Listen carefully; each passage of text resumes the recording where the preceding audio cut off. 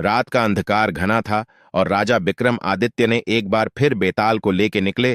तभी बेताल ठहाका मारकर हंसा और बोला, राजन, तुम सचमुच जिद्दी हो, लेकिन रास्ता लंबा है, इसीलिए मैं तुमको एक कहानी सुनाऊंगा। और शर्त वही, अगर तुमने मेरे सवाल का उत्तर दिया तो मैं पेड़ पर वापस चला जाऊंगा। अगर उत्तर नहीं दिया तो तुम्हारा सिर फट जाएगा। राजा विक्रमादित्य मुस्कुराए। कहानी तो सुनाओ, बेताल। बेताल ने सिर हिलाया और कहानी शुरू की। प्राचीन समय की बात है। राजा धर्मसेन का राज्य न्यायप्रियता के लिए प्रसिद्ध था। उनके दरबार में दूर दूर से लोग अपने मुकदमे लेकर आते थे। एक दिन 3 व्यापारी, धनपाल, बुद्धिसागर और सत्यवीर, दरबार में पहुंचे। तीनों ने दावा किया कि एक बड़ी रकम जो उन्होंने व्यापार के लिए मंदिर में सुरक्षित रखी थी, उनकी है। पुजारी, जिसने वह धन संभाला था, अब वृद्ध हो चुका था और उसकी स्मृति कमजोर पड़ गई थी।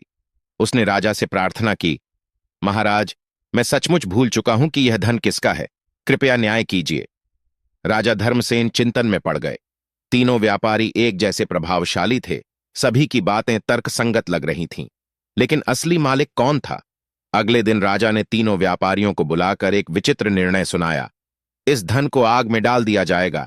जो सच्चा मालिक होगा उसका धन जलने से बच जाएगा। यह सुनते ही धनपाल और बुद्धिसागर घबरा गए, लेकिन सत्यवीर शांत खड़ा रहा। राजा मुस्कुराए और बोले, सत्यवीर ही असली मालिक है। अगर यह धन उसका न होता तो यह भी डर जाता। परंतु कहानी यहीं समाप्त नहीं होती। बेताल कुछ देर चुप रहा, फिर रहस्यमय स्वर में बोला, राजन, अब ध्यान से सुनो, यहां एक ट्विस्ट है। जब धन को आग में डाला गया तो एक अद्भुत घटना घटी। धन सचमुच नहीं जला।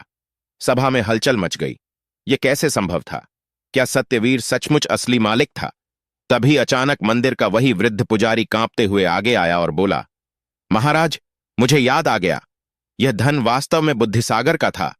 सभा में सन्नाटा छा गया। राजा का निर्णय गलत निकला। राजा धर्मसेन को अब क्या करना चाहिए था? बेताल ने विक्रमादित्य की ओर झुककर रहस्यमय स्वर में पूछा, अब बताओ राजन, राजा धर्मसेन ने गलती की या नहीं, और उसे अब क्या करना चाहिए? विक्रमादित्य कुछ देर सोचते रहे, फिर बोले, राजा धर्मसेन ने गलती की। उन्होंने केवल भावनाओं के आधार पर निर्णय लिया, जो न्याय की दृष्टि से उचित नहीं था। उन्हें पहले साक्ष्यों की जांच करनी चाहिए थी। बेताल ठहाका मारकर हंसा, हां हां हां, राजन, तुमसे बच पाना असंभव है, लेकिन चूंकि तुमने उत्तर दिया, मैं फिर चला। और बेताल फिर से पेड़ पर जाकर लटक गया। विक्रमादित्य ने गहरी सांस ली और फिर से बेताल को पकड़ने के लिए आगे बढ़े। आगे क्या होगा जानने के लिए अगला भाग देखना न भूलें।